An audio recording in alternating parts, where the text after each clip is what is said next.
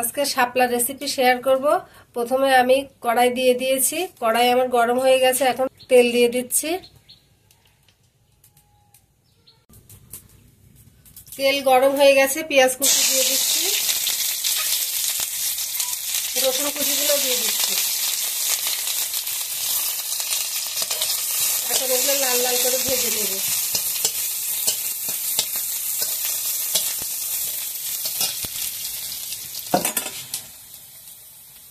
এখন আমি শাপলাগুলো ঢেলে দেব।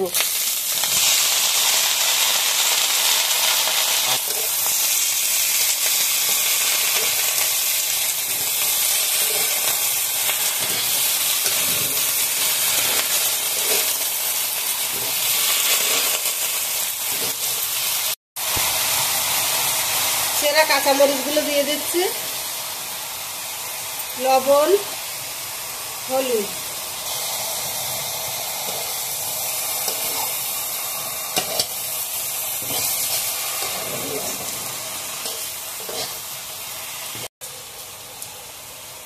এখন আমি শাপলাটা নামিয়ে নেব। আমি আর একটা কড়াই বসিয়ে দিয়েছি, কড়াই গরম হয়ে গেছে। এখন আমি তেল দিয়ে দিচ্ছি। তেল গরম হয়ে গেছে। এখন আমি তেলের মধ্যে কালো জিরা দিয়ে দিচ্ছি। কালো জিরাটা হালকা একটু নাড়িয়ে এখন আমি চিংড়ি মাছগুলো ঢেলে দিচ্ছি। লবণ হলুদ দিয়ে নাড়িয়ে চাড়িয়ে ভেজে নিচ্ছি চিংড়ি মাছটা।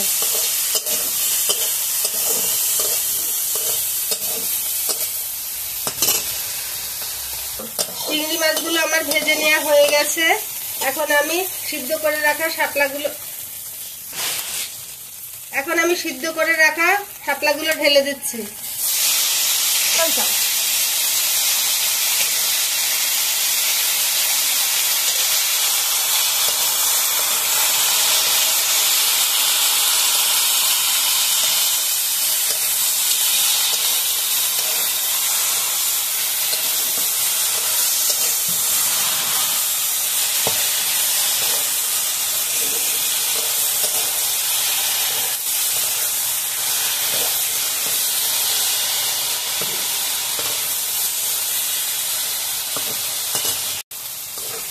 শাপলাটা আমার ভাজা হয়ে গেছে। এখন আমি নামিয়ে নেব।